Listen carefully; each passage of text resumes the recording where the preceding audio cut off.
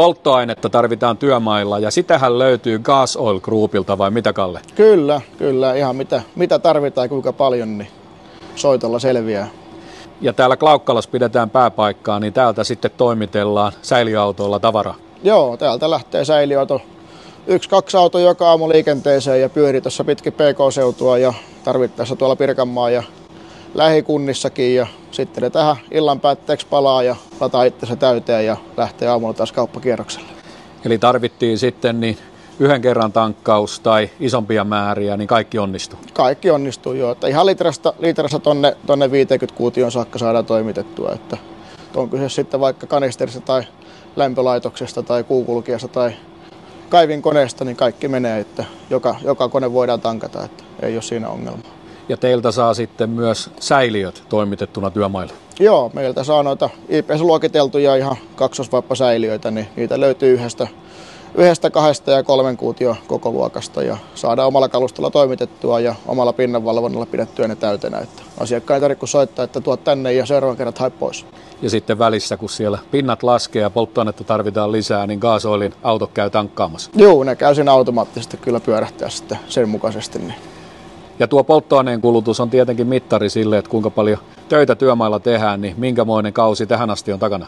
No kausi oli hyvä. Vastahan me tässä ollaan aloiteltu, että siihen nähden pitää olla meidän porukan tekemiseen kyllähän tyytyväinen, että semmoinen kasvuvauhti on menossa ja kyllä näyttää, että tonne kyllä pitkälti päälle 2 miljoonan litran pitäisi vielä tässä vuoden loppuun mennessä rypistellä, että saadaan jaettua. Se on kova määrä niin kuin startti. Se on kova määrä, mutta toisaalta lähdettiin semmoisella kovalla porukalla liikenteeseenkin, että ei vähempää voisi olla tyytyväinenkään. Ja sinulla ja teidän porukalla niin on kumminkin pitkä historia jo näistä polttoainehuolloista, että ihan niin kuin tyhjän päältä ei lähdetty.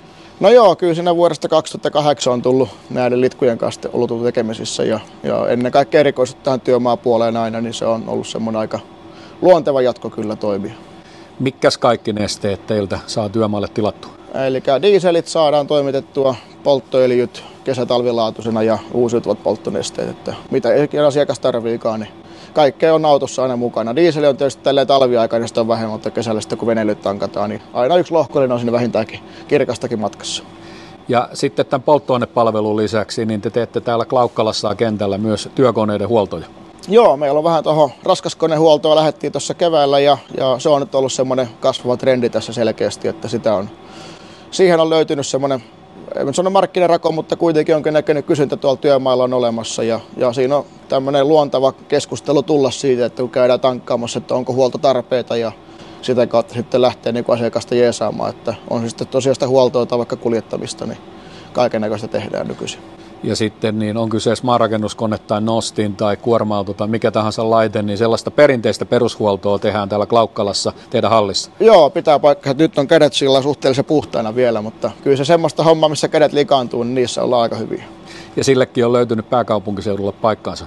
On löytynyt kyllä, että se täytyy olla ihan positiivisesti oltu yllättyneitä siitä, että kuinka paljon täällä on semmoista hiljaista kysyntää olemassa, että ei ole tarvinnut ruinata töitä.